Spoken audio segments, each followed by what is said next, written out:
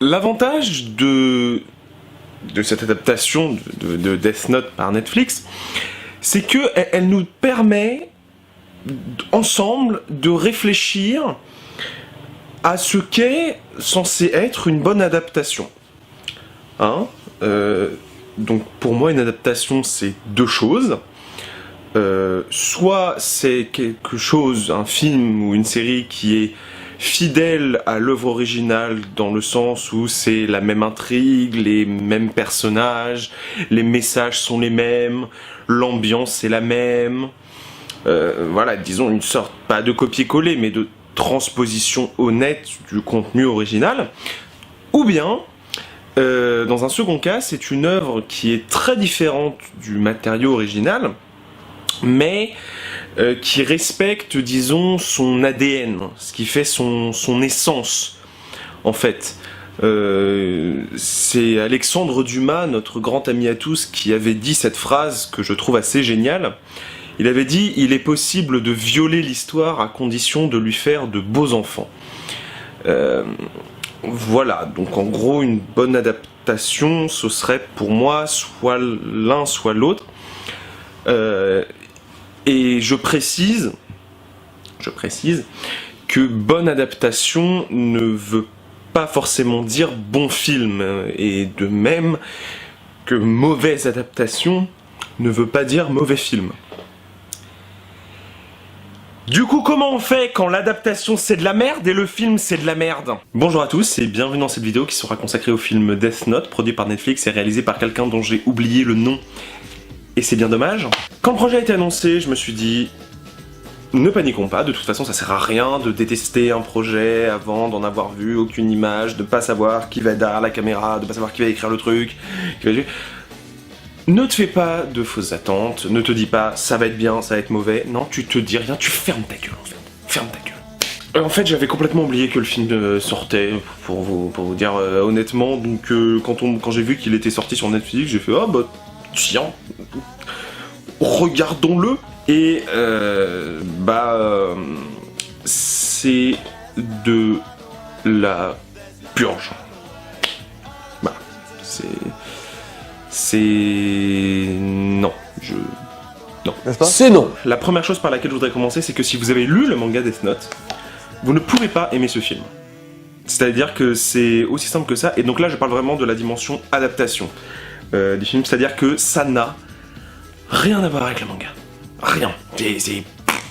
Voilà. Et c'est là où, dans le sens où c'est une mauvaise adaptation, c'est que les scénaristes ont enculé à sec tout ce qui fait la sève du manga et surtout la sève des personnages. Je veux dire, les personnages dans ce film, je ne les comprends pas.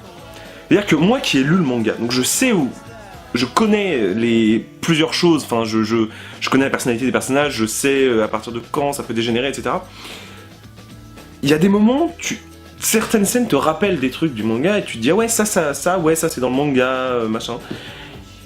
Mais vu que les personnages n'ont aucun lien avec leurs homologues originaux, c'est-à-dire que quand même la plus grande trahison, elle est au niveau du personnage de Light, qui ne s'appelle plus Yagami d'ailleurs, hein, qui s'appelle, je sais plus, Roberts, enfin genre il a un nom américain débile. Je sais pas si vous vous souvenez, dans le manga, ce qui fait tout l'intérêt du personnage de Light, c'est que c'est quelqu'un qui est extrêmement intelligent. Dans le sens où c'est presque l'homme parfait. Il est beau, il est séducteur, il est très intelligent, mais avec une intelligence qui est bien au-dessus de la moyenne des gens, et il s'ennuie.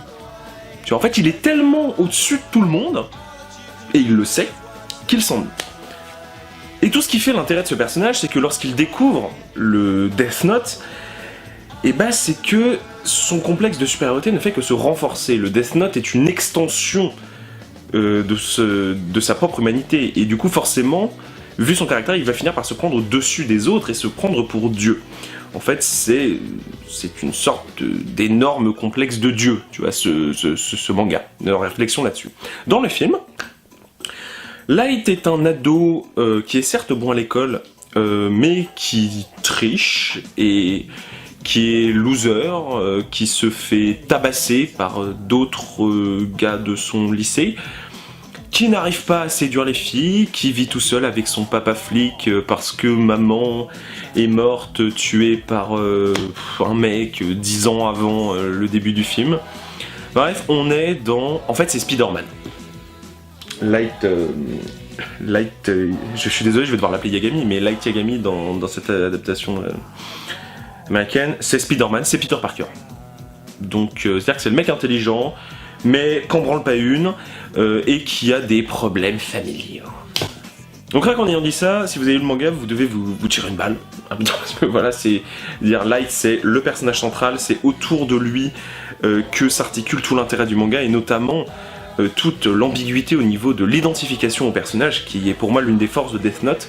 En effet, Light étant un personnage parfait et auquel on a envie de s'identifier, parce que il est charismatique, il est intelligent, il est séducteur, il est courageux dans le sens où il va aller au combat, il a des conflits vachement intéressants, etc. Mais comment s'identifier à un mec qui tue des milliers de gens ? Tu vois, moralement, il y a une ambiguïté, et c'est ça qui fait tout l'intérêt, je trouve, de l'écriture des personnages dans Death Note, c'est ce paradoxe-là. Dans le film, ce paradoxe n'existe pas, parce que à moins d'être un ado loser qui veut à tout prix séduire la gothique de son lycée et qui décide de tuer des gens parce que c'est marrant, mais qui au finalement finit par se rendre compte que être méchant c'est pas bien et qu'être bien c'est bien, allez mourir en fait. Voilà, j'ai juste donné l'exemple de Light parce que c'est celui qui est le plus choquant. En fait, pour un lecteur du manga comme moi, c'est dire que les mecs n'ont rien compris au manga. Mais genre rien, tu vois. C'est-à-dire que le message, du coup, n'est pas le même, forcément, parce que vu que le personnage principal n'a pas les mêmes caractéristiques et ne porte pas les mêmes conflits moraux et n'a pas le même objectif, bah, c'est pas la même chose. Le message est différent et du coup, on perd ce côté ADN, vous voyez, que j'évoquais pour désigner l'adaptation infidèle qui pouvait être un bon film. C'est-à-dire que le film n'a rien à voir avec le manga, mais rien. C'est-à-dire que le seul truc qui rappelle vite fait le manga, c'est la gestuelle du personnage de L, qui est reprise par l'acteur dont j'ai oublié le nom, qui joue L dans le film. Vous savez, cette espèce de gestuelle comme ça. Mec, on dirait un singe. C'est le seul truc, voilà, qui est à peu près fidèle au manga dans le film. Je veux dire, dans ce film, elle montre son visage tout de suite, alors que tout l'intérêt c'est qu'il est caché, tu vois. Et surtout, elle passe son temps à chialer. On parle de elle, putain. Je veux dire, l'espèce d'autiste complètement asocial qui est à la limite du psychopathe, tu vois. Genre, le mec passe sa vie à chialer, mais c'est pas possible, mais arrêtez. Cette vidéo n'est pas un étalage de comparaison avec ce qui entre le film et le manga et ce qui est différent, tout, on s'en fout, d'accord. Donc voilà, en tant que fan de Death Note, parce que oui, je suis fan de Death Note, c'est une purge, c'est une horreur, ils ont rien compris au manga, c'est horrible. Mais je suis aussi critique de cinéma, au-delà de mon côté fan de Death Note, et que vaut le film, indépendamment du fait que ce soit un gros doigt mis dans le ciel à Death Note. Eh bien, c'est de la purge, je vous le dis tout en honnêteté. En fait, c'est le film américain basique qui se passe sur un campus. C'est-à-dire qu'un personnage est confronté à des événements paranormaux, il va impliquer un autre personnage là-dedans, les deux personnages vont traverser cette épreuve, et puis finalement il va y avoir un climax qui va mettre en scène ce truc mauvais dans toute sa puissance, dans le film, cela étant une grande roue qui se casse. Et puis finalement, il va y avoir une espèce de fin que l'on pense heureuse au premier abord, mais qui finalement va se terminer en autre boudin en mode « Ah ah, peut-être qu'en fait il y a eu un retournement d'arc ». Ça vous rappelle 1 milliard de films ? Moi aussi. Donc bref, la construction du scénario est ultra cliché de ce point de vue-là. Et puis je suis désolé, mais alors vraiment quand t'as les personnages, quand t'as Light Yagami qui nous sort au milieu d'une discussion que on est allé trop loin, en tuant des méchants, on est devenus nous-mêmes méchants. Si tu veux, moi, les réflexions philosophiques où t'enfonces des portes ouvertes comme ça, tu te les fous dans le cul.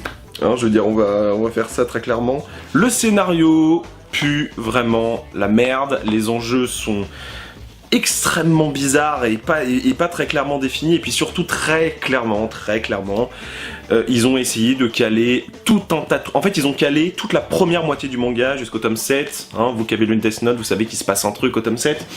Ils ont calé... tous les 7 premiers tomes dans un film d'1h40 et du coup le film est ultra rushé parce que l'intrigue doit avancer le plus vite possible et du coup ça n'a aucun sens. C'est à dire que vraiment des fois, alors le fait que elle arrive à trouver que Light, c'est Light qui tue des gens, mais alors le mec, soit c'est la personne la plus intelligente de l'histoire de l'humanité, soit il a lu le script. Non mais parce que là, je veux dire, la vitesse de déduction est telle que ça devient difficile à croire. Hein. Ah, c'était le colonel Moutarde avec le marteau dans le Dining Boom. Comment tu le sais? T'inquiète. Donc c'est rushé, les conflits moraux puent la merde, la tension, il y en a pas parce que tu sais très bien comment ça va se finir. À partir du moment où t'as compris sur quel modèle de scénario américain le film était calé, tu sais très bien qui va mourir et qui ne va pas mourir. Donc pas de surprise, pas de suspense. Et une adaptation qui pue la chiasse. Et qu'en est-il de la réalisation, me demanderez-vous? Eh bien c'est simple, la réalisation pue la daube, c'est-à-dire qu'à tel point qu'il y a des moments où t'as envie d'arrêter le film. Je vais vous dire très clairement pourquoi. Un plan débulé, c'est un plan de travers. Comme ça je pose le mot, comme ça on va pas me demander ce que ça veut dire. C'est un quart des plans de ce film sont débulés. Ça n'a aucun sens, tu ne sais pas pourquoi, ça ne veut rien dire dans la mise en scène, c'est juste un effet de style. Et un effet de style qui se répète trop, ça devient un défaut. C'est-à-dire que c'est bien de montrer que t'aimes bien les plans de travers, mais à un moment donné, quand tu m'en mets un par minute, ça commence à être trop long et je commence à te dire arrête, ça sert à rien, arrête. Au-delà de ça, le film n'a aucune ampleur visuelle. C'est-à-dire que c'est un pur téléfilm, en fait, très clairement, ne serait-ce qu'au niveau de la profondeur et de la taille de la focale utilisée, on est très clairement sur de la série télé, et pas du tout sur du cinéma, c'est-à-dire le cadre n'est pas suffisamment large, la gestion du focus, il n'y en a quasiment pas, à part 2-3 plans qui sont assez sympas autour du personnage de Ryuk, où là, effectivement, le focus est utilisé, mais c'est les seuls moments du film où l'image a quelque dimension cinématographique que ce soit. C'est vraiment, je dirais pas qu'on est sur de l'amateurisme, mais on est vraiment sur du bas de gamme d'un point de vue visuel. Et enfin, d'un point de vue de la mise en scène, au-delà de la question visuelle, il y a des aberrations, mais que je ne comprends pas. Et je vais en citer une, pour ne pas spoiler, et qui est pour moi la plus importante qui a lieu au début du film. Si vous avez lu le manga, vous savez que la première fois qu'apparaît elle, c'est lorsque il est en conférence, alors c'est à Interpol, et avec Watari, je sais pas si vous voyez là, voilà, et donc il apparaît comme une lettre dans un ordinateur. C'est la première apparition du personnage, et c'est comme ça qu'il est présenté au lecteur. Alors, c'est le cas aussi dans le film. Il est présenté comme ça au premier personnage extérieur qui va le rencontrer, à savoir le père donc, de Light, qui va rencontrer elle, qui, à ce moment-là, je répète, n'est qu'une lettre sur un écran. Sauf qu'avant cette scène, elle est montrée face caméra.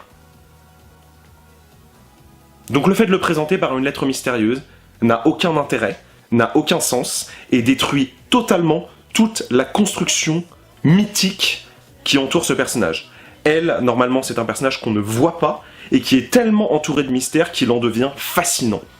Le fait de le montrer dès qu'il intervient dans l'histoire, ça n'a aucun intérêt, ça détruit toute la dimension symbolique et héroïque du personnage, et puis après faire une référence au manga en le faisant intervenir à travers sa lettre, c'est juste un gros doigt en montrant que je n'ai rien compris à ce que le manga essaye de faire. Voilà pour résumer, ça pue la merde, c'est un téléfilm, c'est une adaptation qui chie sur le matériau original, ne le regardez pas, les acteurs jouent très mal, et oui, je suis énervé, mais c'est vraiment pourrave quoi.